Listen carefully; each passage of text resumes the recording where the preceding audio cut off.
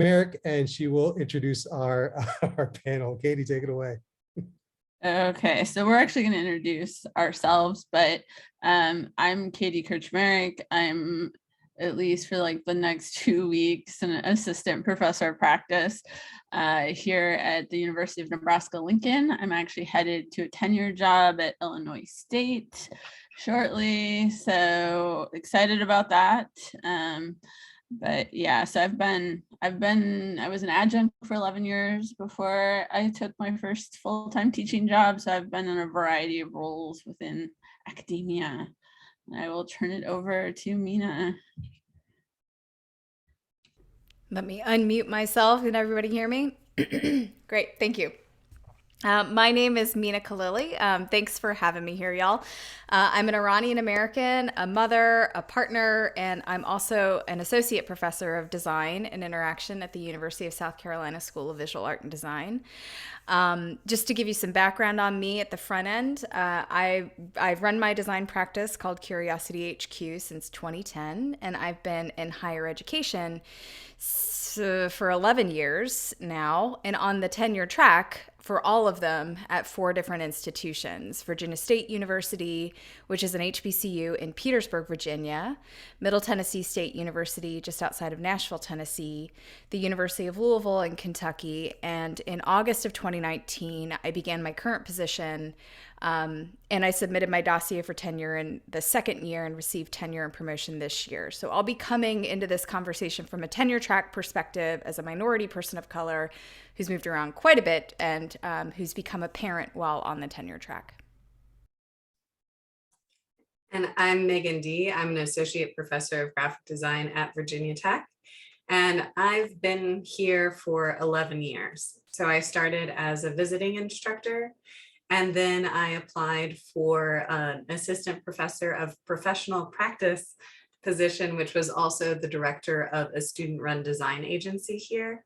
And then after that, I applied for an assistant professor position on the tenure track and received tenure. So while most of my experience is at one university, I have had the experience of navigating different types of positions and also being on a little bit of the both sides of that hiring process, applying for jobs and then reviewing applicants and working with school directors on negotiations.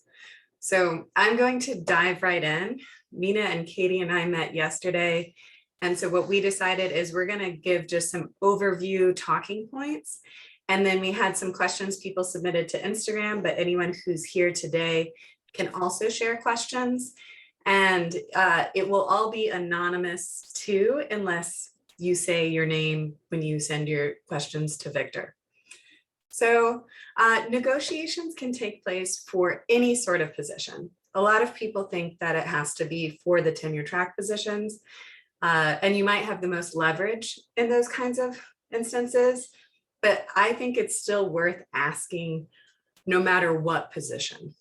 And I'm going to touch on a lot of things really quickly, and it doesn't mean you have to ask for all of the things, and some of them might be offered to you directly as well.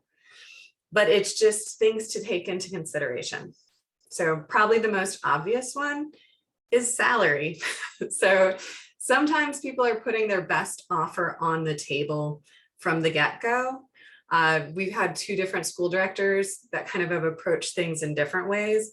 One's always like, let's just try to get them here with the best thing right away. And the other one's like, I know they're going to ask for more money. I want to be able to offer them something else. So you might not have a lot of wiggle room on that salary, but it's just the first thing to kind of ask about if there is space. And also at public institutions, you can be looking up people's salaries. So even if you're not applying to a public institution, you can kind of get a good sense for what you might want to be making or other people in comparable institutions.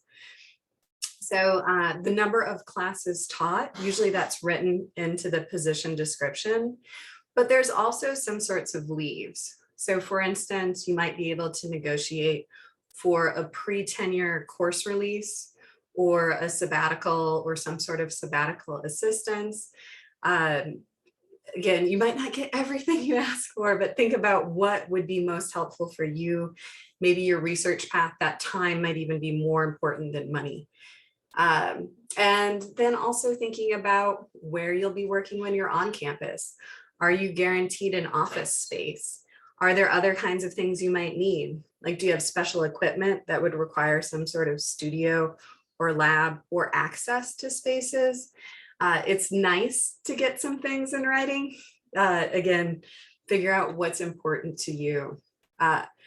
And in general, most, especially tenure track positions, will have some sort of startup funding for you. And we just hired 2 people, and I even talked to them about their startup. So I think sometimes there can even be a casual conversation. I was not the final decider on those kinds of things, but you might be able to even talk to people at the institution about what might be possible for some sort of startup, get a ballpark. It's really more what your comfort zone is there. But that might include things like equipment. Are you guaranteed a new computer when you're starting? And even if you're not in a tenure track position, asking about a computer, I think, is a pretty basic kind of thing. Do you want external monitors, a scanner, a printer, flat files, iPad, whatever it might be, to help you succeed and do your research and get you started on that good first step? There might be equipment for the labs. It's actually really great when we hire people and they ask for things that we can use in our teaching spaces. So if they get more cool equipment for our students, maybe they need new projectors in the labs or those kinds of things, it can actually be a benefit to the universities to be getting some of this in startup packages, because usually about half is paid for by the department college, and the other half might be paid for from, say, the provost office or university level. So this can even sometimes be a benefit to the departments themselves. Research funds can also be used for things like travel or competitions, printing, software, memberships. And if you're not even getting that kind of just direct dollar sign for that research funding, you might ask what software is available. Is there some sort of travel budget? And just understanding what you're walking into. Some of you might have more than one job on the table too. So knowing maybe one institution always guarantees faculty $5,000 a year to do research and travel, and another one doesn't, but they might offer you $20,000 in a pot that you can pull from for the next 5 years. So there's also other kinds of help. So sometimes there might be things that don't cost departments all that much money, like a graduate assistant, if you're needing that for some of your research, or a little bit of student wage help, that kind of thing, possibly even a full-fledged research assistant, which would cost the department quite a bit more. And just know the tone of the school. Some of these schools are going to have graduate programs, for starters, that could have graduate assistants and things help you. And others might not be that research oriented. It might be more of a teaching institution, that kind of thing. So read the room a little bit on that sort of thing. Moving funds. So even if the salary is set, if you're moving from California to Virginia, that's a pretty long move. Or even if you're moving from somewhere else, you might be able to get a little bit of that moving expenses covered, which can just, especially if you're right out of grad school, soften that moving expenses blow. If you're switching from another tenure track job, and Meena can get into that more too, you might be able to negotiate some time toward tenure. And one thing to really think about is it's not necessarily guaranteed that that 4 years you put in at another institution would count toward your current institution. And it, frankly, it usually doesn't. So if you're wanting to go up early, make sure you're negotiating that in. On the flip side, you might actually want more time for something. So you don't necessarily have to go up as fast as you're possibly wanting. So look into stop the clock kinds of things, and we'll touch on that more, a little bit more. And then again, when you have those multiple job offers, yay you, congratulations, you have lots of job offers, would be thinking about the institutions themselves. So how financially well off are they? That's both for how much stuff can you ask for, but it's also more stability. So is this institution, particularly in these COVID years, saying like, oh, is this program going to be all right?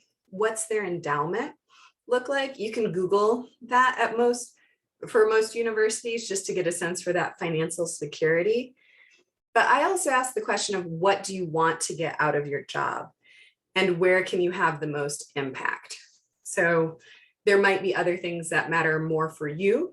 I think culture and what's the makeup of the university, both at that department level and the broader university. Do you have supports in place? Will you find a community and have community support once you're there?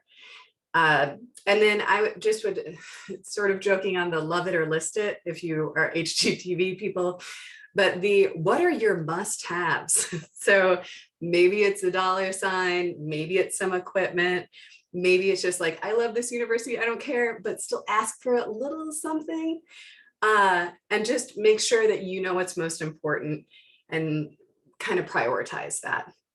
And then I'm going to be transitioning to Meena. So one other thing we wanted to talk about was other considerations that are not fiscal. So for instance, like parental leave, and Meena has a partner who's also in academia, so she'll touch on what that experience is like negotiating. But things like, I'm super pregnant. So what does it mean at your institution? Virginia Tech gives us a full semester off of teaching and then a course release the following semester.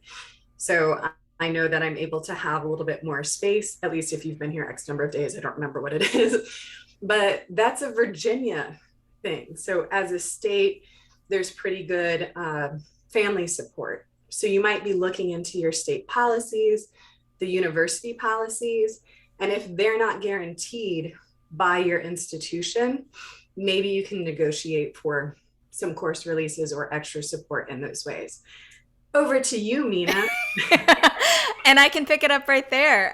Thank you, Meaghan. And just to reiterate Victor's comment, if you have any questions, pop them in the chat or send them directly to Victor anonymously. We are happy to answer these questions because right now we're just sort of like throwing out our own experiences, but everybody's got a unique way that they come into this conversation. So Meaghan mentioned that, yes, I have a partner and he is also in academia. And so, I just sort of want to, again, like Meaghan said, sort of turn on the fire hose and have you drink from it here. So I'm just going to throw a lot of information at you a little bit quickly here. The first thing that I can state from my experience is that institutions do have headhunters to help find work for your partner if they're not in higher ed. Ask about that. If you have a partner who's going to be moving a different state, farther away, and they're in finance or something, that maybe isn't isn't in academia, they do have systems in place. Institutions have systems in place to help facilitate the job hunt with that person.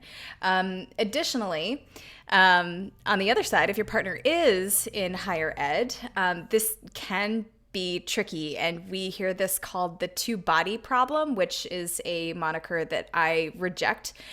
It is a boon for any institution to get a dual hire, in my very strong opinion, because when an institution can do this, it's almost like they are not just investing in the people, but they're almost like securing, they're providing security, but they're almost like securing two hires, because it is so difficult to find a place that both people can really feel like they're going to flourish at, but also it can be difficult to find two separate spots that need filling.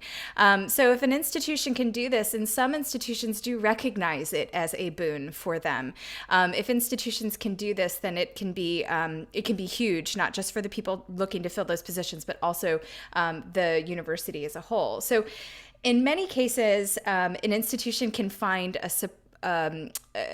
or support an instructor line.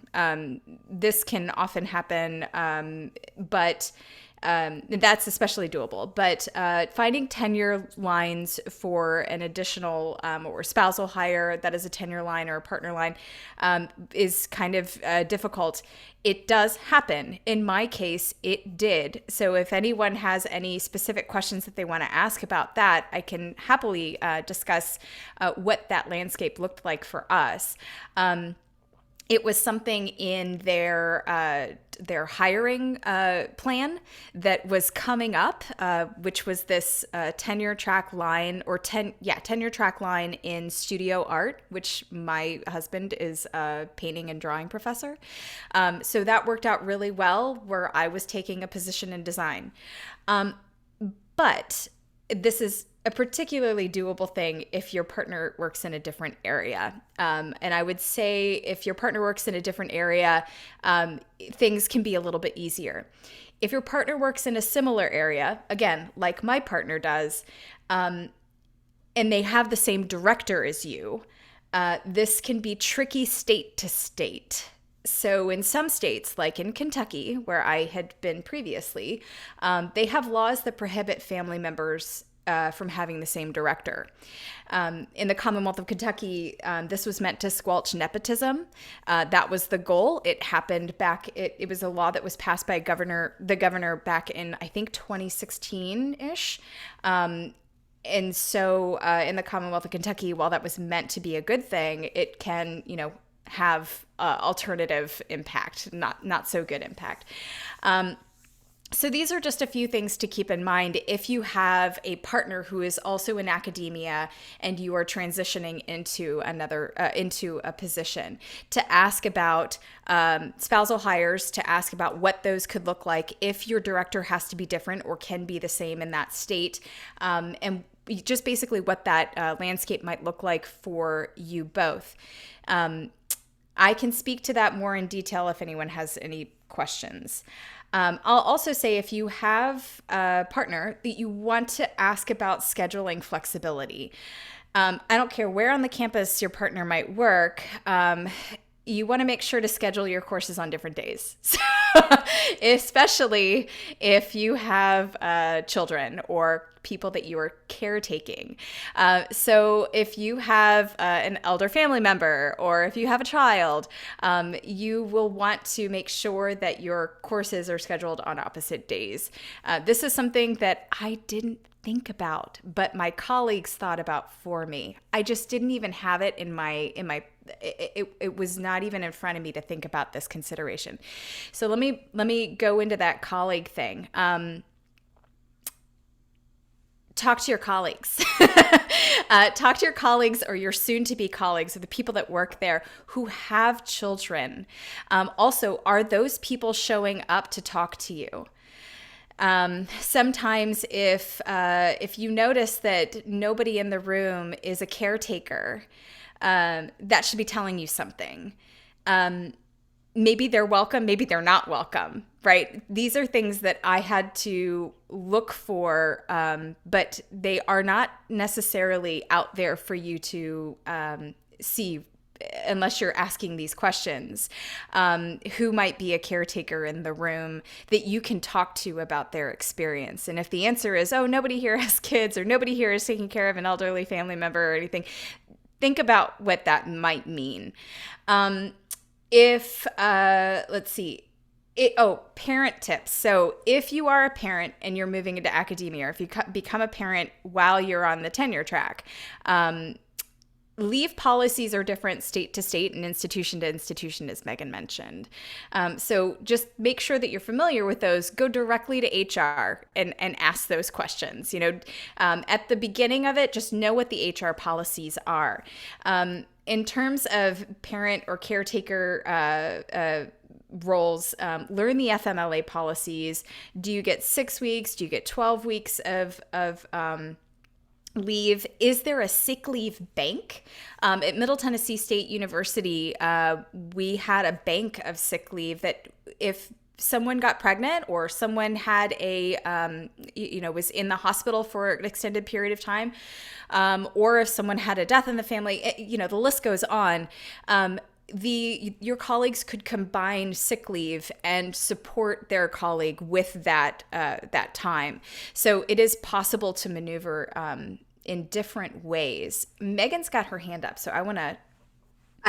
You made me think of something, Meena, while you were Yeah. talking, which is most institutions have something called a work-life liaison or something like that within HR. When you're doing your on-campus visits, or possibly you might have to ask for it, often what this person is a confidential, and they should tell you if they're confidential, or you can ask, a person that can tell you answers to things if you don't feel comfortable talking to your committee about them. So for instance, our work-life liaison will answer questions about like daycares in the area, or what are the schools like, or what are different resources and things like that. What's the racial breakdown of the university? What kind of things do I have available? So you can ask that person without necessarily having to say, I've got 3 kids and I want to know what that's like. Not that hopefully you're applying places where you feel comfortable with faculty and so forth, but if you don't know, that might be a resource.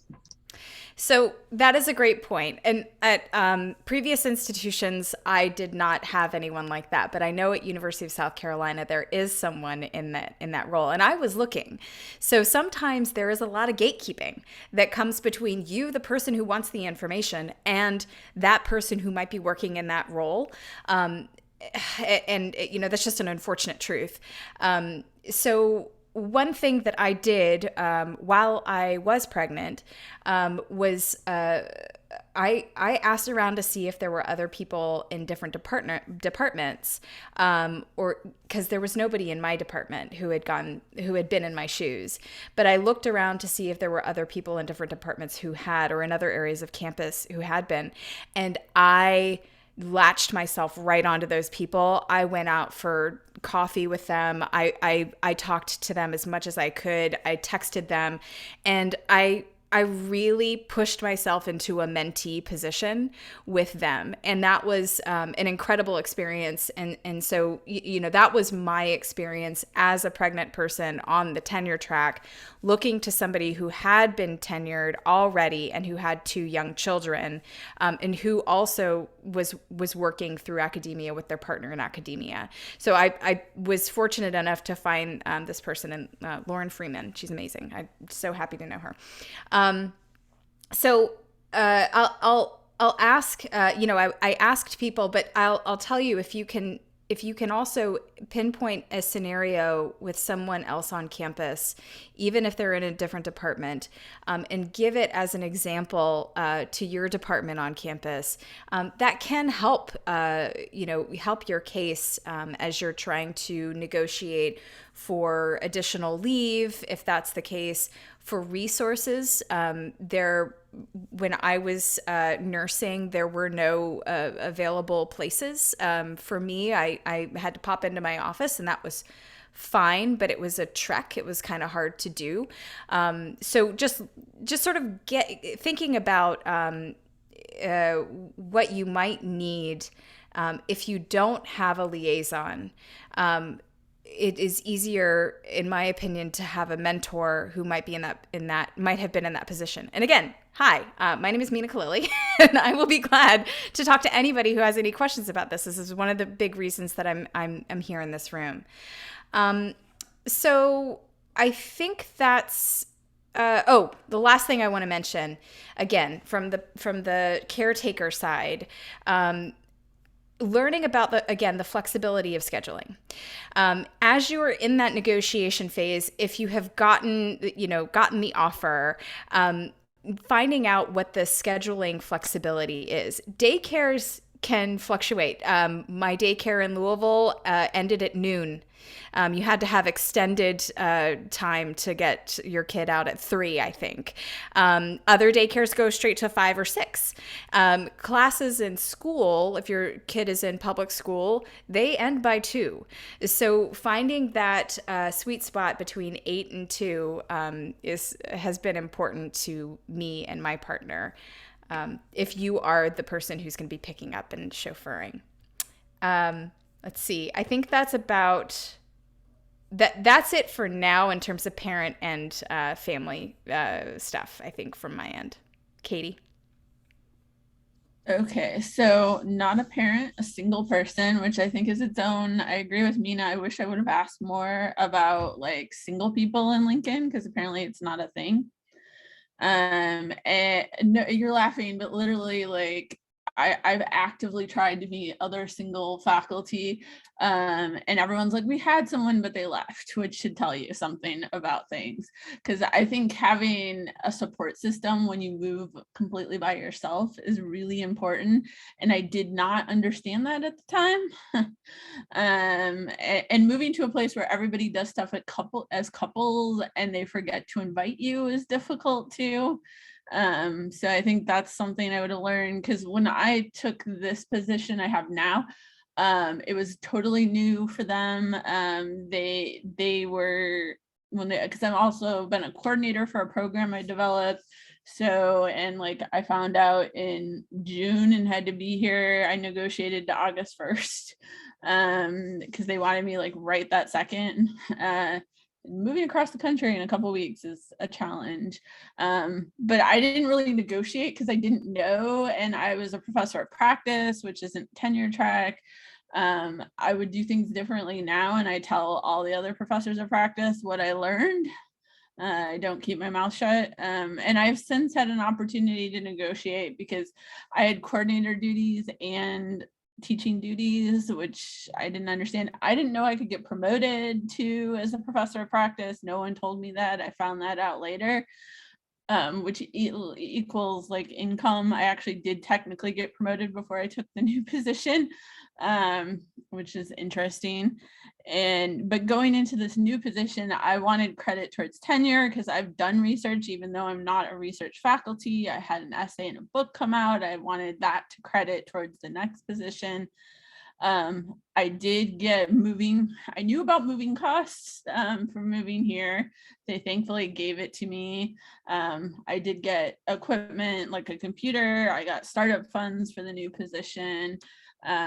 Salary, I did do as was suggested. It's a state institution. I went and Googled. I did not do that when I moved here. Thankfully, we had a spousal hire in the department, so I got a bump because they paid him more, so they had to pay me more, which was interesting. And yeah, I didn't understand like release, even any of those things coming in. And if you aren't tenure, you still have the ability to negotiate. Like I sat down with when my current dean came in and said, hey, I've been teaching like 750 students a year. I have coordinator duties. I'm trying to run the agency. Like this is not sustainable. What can we talk about? It helped that I had an offer from somewhere else. And I think do ask to, as people have mentioned it, obviously in an art department, you're probably not hitting 750 students in a year. I hope not. I'm in a journalism college, which is its own special difference because we run 200-person classes. Like I've taught a 200-person class every regular semester. So finding out what those like, when I started the negotiations, thankfully the person I negotiated with was very upfront with me. He's like, I know you're coming from an R1. I know like we can't compete salary wise. What else can we do? I was like, I'm looking for less work. That was my priority.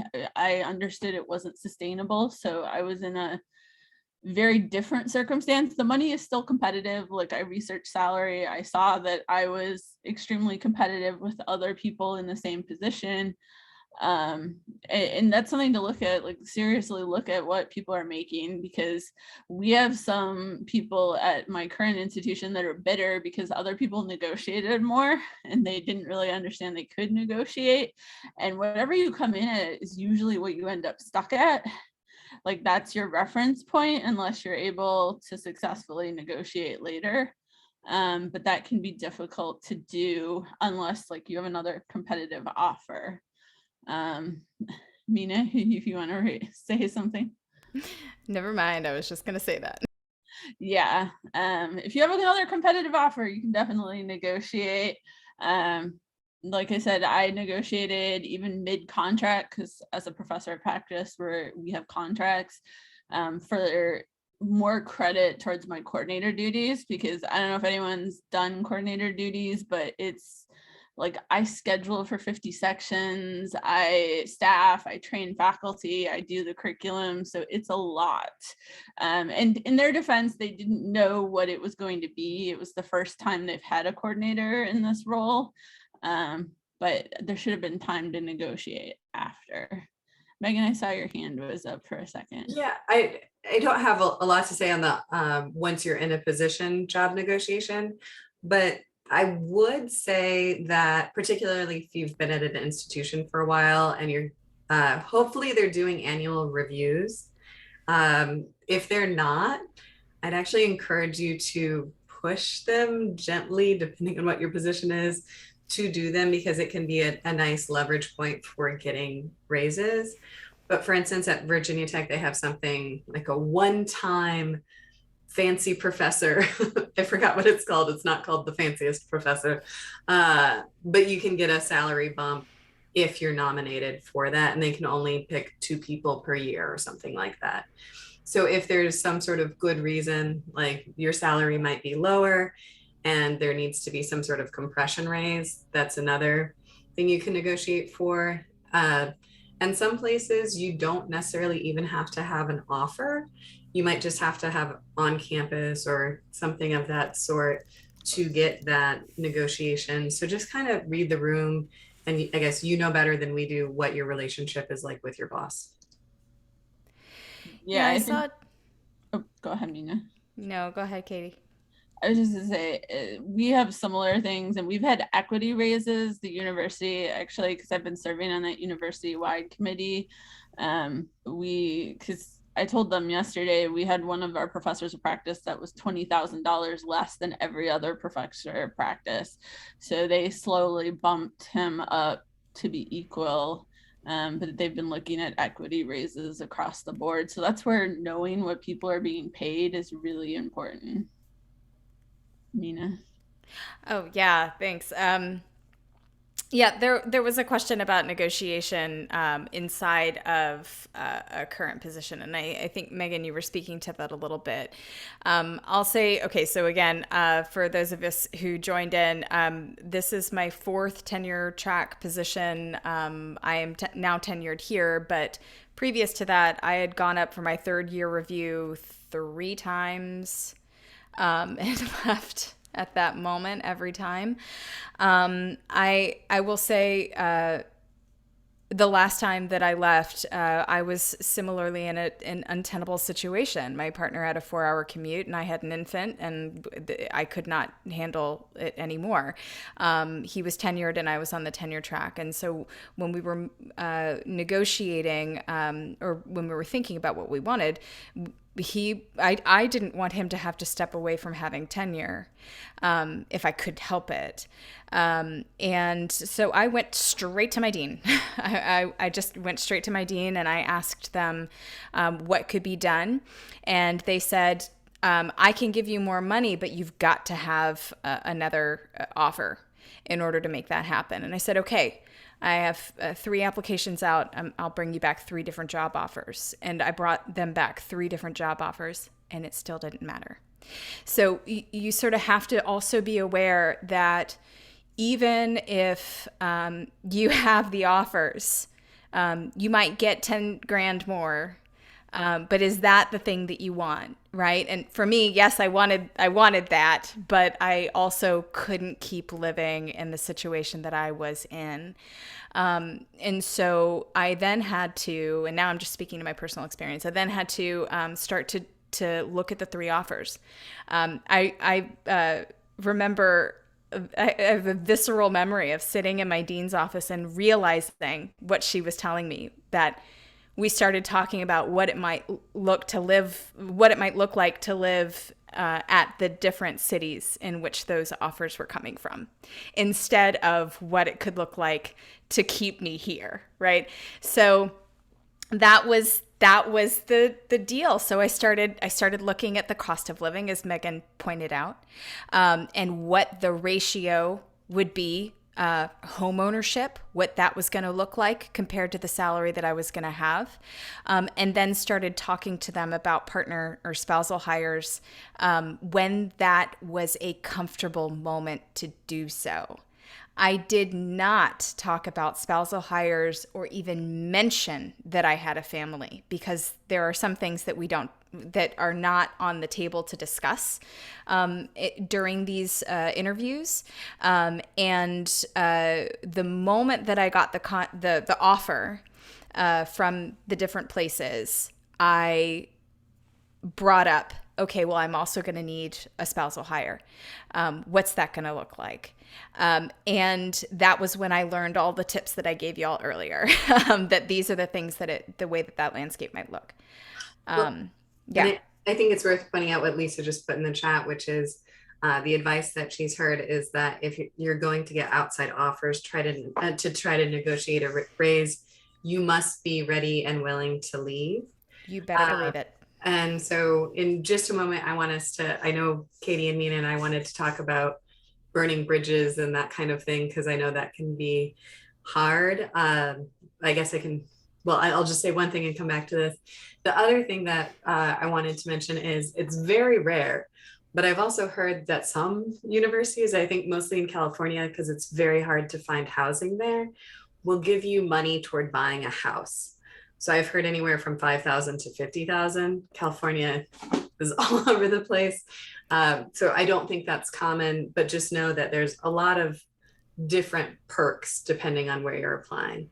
So as far as the burning bridges, I think we phrased it as you might be, if you've applied somewhere or if you're leaving an institution, be worried about burning that bridge. And in my mind, if I can leave it as maybe closing a door, not that it's nice to close a door, but hopefully not burning that bridge. Design education is a pretty small community. And I feel like we run in similar circles a lot of the time. And so the more you can do to not burn those bridges, because on the receiving end, it's really hard when people are dragging out a negotiation for weeks or even months at a time. It can completely put especially small programs in really bad spots. And so I think the more you can be mindful of how those negotiations are working and not just be, I tend to not apply willy-nilly places because I don't want to do that to other places if I can help it, but also that, you might have to accept a job if you're threatening to leave. Yes. Yeah. I couldn't agree with that more. The application to a job is part of that idea that you're going to walk into that space. Whether for 5 minutes for an interview or for the long haul. And to sort of play around with the program is not a great idea for so many reasons. That there might be someone else who would be so happy to have that job. And I would just strongly urge folks not to use a job offer as bait, if you will, to put it crudely. If you know that you are not going to take that position, if there are enough red flags for you that you're saying, actually, I think I have to walk away from this. Thank you so much. I appreciate your time so much. Then I would strongly suggest doing that as soon as possible so that they can move on and you can move on. In my position, in my case, I actually had to hold on to these two offers for what I think it was like 6 weeks.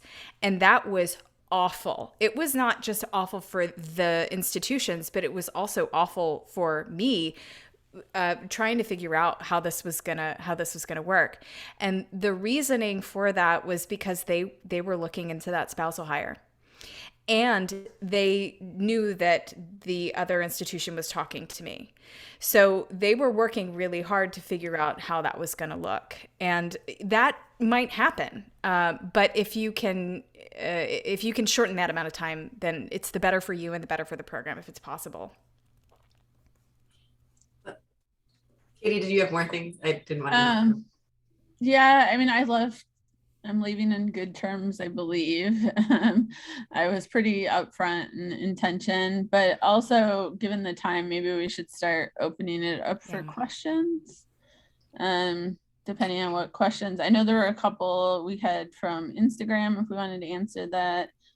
And I saw there was one other person that had question about negotiating after tenure. Yeah, I would underscore what Meaghan had already said about having the job offers to support the post-tenure review, to support and to see if there are any special fancy faculty awards that can also support an additional bump in pay. Well, and I did have a retention offer. I guess I had applied in the year I was going up for tenure, a little bit of the hedging my bets, but also I'd been at Virginia Tech and it was my only institution. And I wanted to see what other universities really looked like behind the scenes.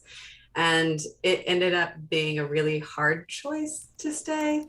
I won't get too much into the details, but they did provide me with a salary bump and a small research fund. So those startup funds run out. So if there's ways of getting a little bit of research support, and we already had some built-in travel and so forth, but it's just nice.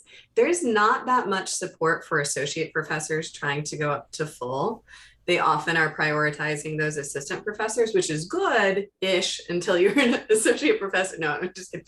I still think it's good, but just there's a lot of, and this is actually a design education problem, there's not that many full professors in design education. And so if you can get some support, whether that's fiscal or research or whatever it might look like, those are fair things to ask for when you're doing those negotiations. And again, it might not always be dollar signs. The only other thing I just wanted to touch on too was it's not always a don't burn that bridge situation.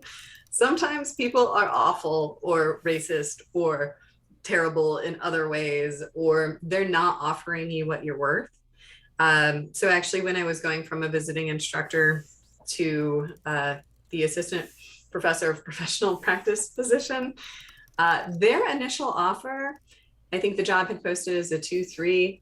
They offered me what I was making as a visiting instructor and then tried to turn it into a 3-3. And I was like, this is a terrible offer. I was like, I really want this job, but I think I'm going to have to say no. And I think I wouldn't have even been good at negotiating had it been a mediocre offer, but it wasn't. And so I was just like, I'll get a different regular human job. And they came back that afternoon with $10,000 more and the original posted jobs. So just know that sometimes it works out even, but I was willing to walk in that instance because it was a terrible job offer. So yeah. If I got away from the question, I'm sorry. I do have mild pregnancy brain.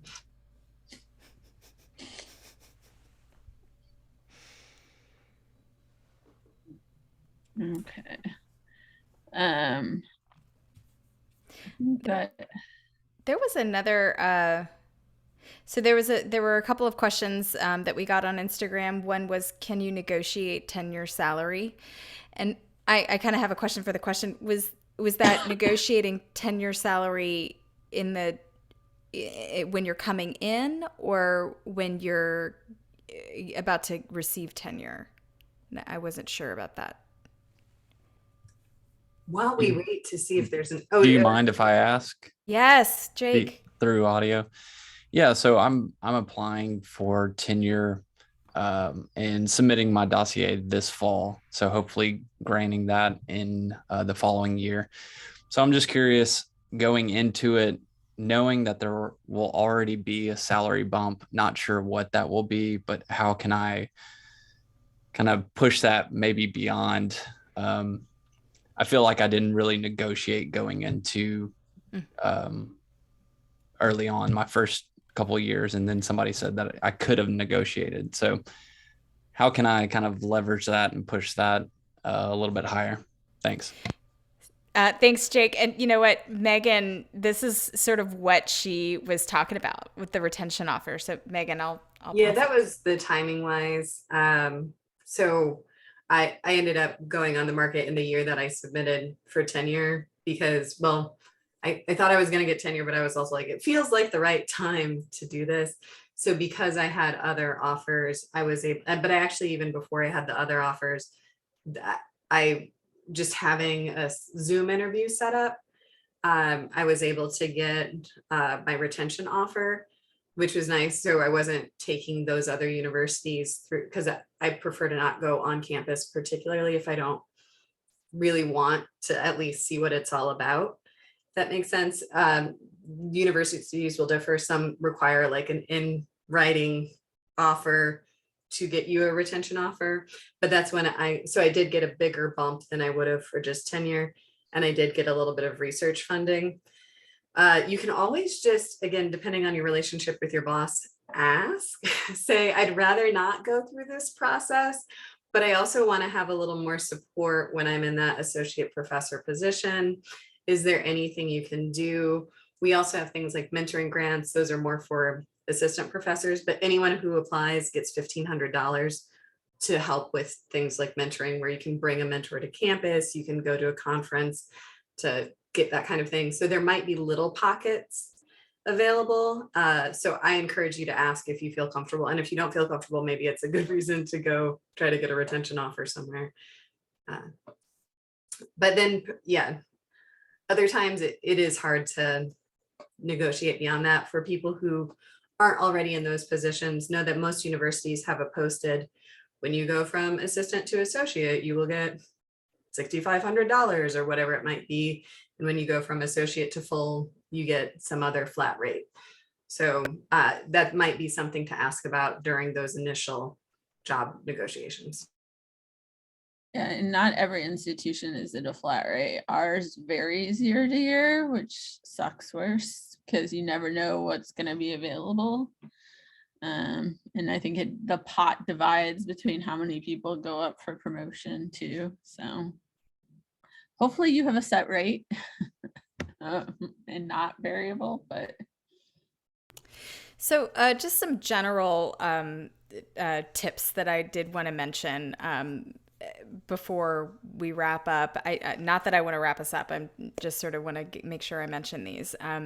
So I mentioned red flags earlier in our conversation yesterday. Katie and Megan and I had mentioned this, but I would, if you're if you're at the table and you're negotiating, you're having these initial conversations, I would strongly urge the ability to recognize red flag scenarios, and that can happen more easily the more questions that you ask, because then there's an organic way that these red flags can sort of emerge. But the more questions that you ask and the answers that you think you might receive, or the way, if you've thought about the answers that you might receive, that can also help. So obviously there are some questions that are illegal to ask, right? Are you pregnant? Or are you thinking about having a family? Or do you have a family? None of that stuff is on the table to ask. And yet I've heard it asked. So just be aware if you do hear any of that stuff, just divert the conversation and keep it in mind. But do acknowledge to yourself when you have observed someone that has overstepped the line, because that should be some knowledge for you going forward.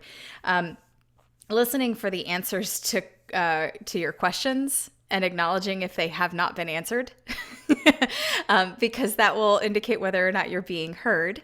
And again, I said at the front end, I'm coming at this from a perspective of a woman of color and a minority in the profession, and so that has been a very important thing for me to keep in mind. Then listen to what's not being said. And so, as I mentioned earlier, if there is nobody in the room who is a caretaker, okay, that's one thing. But if there's nobody in the room that's like you, acknowledge that. Maybe asking questions about the diversity of faculty, or asking questions about who on faculty, has what roles. And if you can talk to different faculty would be really smart. Listening to what's not being said can be difficult, but it can often tell us more than the questions that we're asking. Well, and I would just also add that the best job offer might not be the one with the most money. So again, be thinking about why you're doing what you're doing. Do you care more about teaching, or do you care more about research? What sort of students do you want to be serving? Are you more excited by public institutions, or like, are you working with commuter students, a lot of first gen? Or are you with private institutions that might have pockets of money that enable you to go on study abroad trips and fund a research lab? So what's important to you, and just, it's not always about the dollar signs. Mm-hmm. Yeah, I would agree. Even like knowing that an R1 will be more pressure than another institution, because R1s are a level of insanity often that, yeah, I don't envy our tenure people. Because they keep raising the bar every year. Like, it's just an almost unattainable, I think, bar at this point. Yeah, money is important, but if that best offer is on the table, as mentioned, ask if there are additional ways for institutional support. And what kind of institution do you want to be at? Is it awesome to have a Big Ten school courting you? Is that really, is that where you want to go?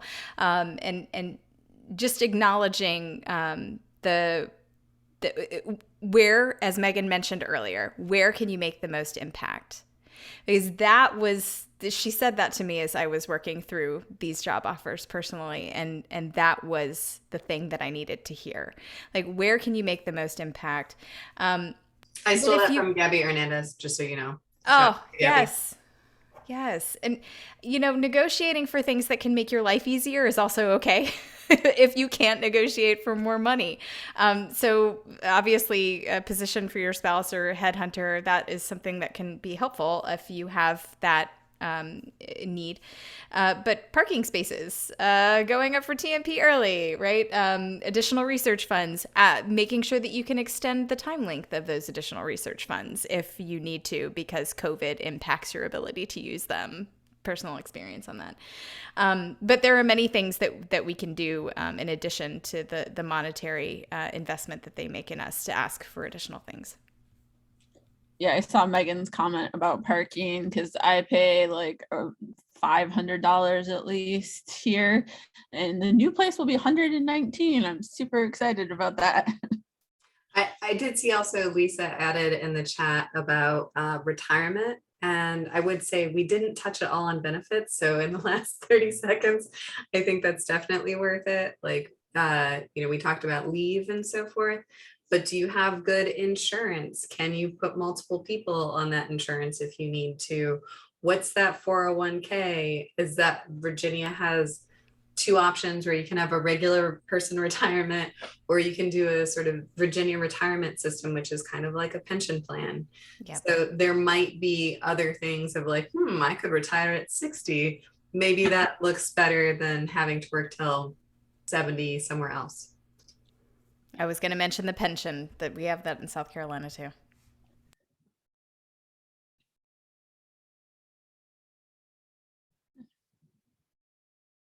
Any other questions anybody has they want answered?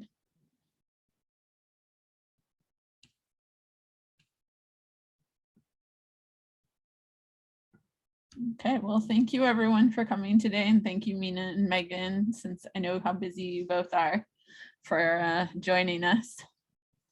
Thanks for having us. Thank you for having us. It was wonderful to see everybody today.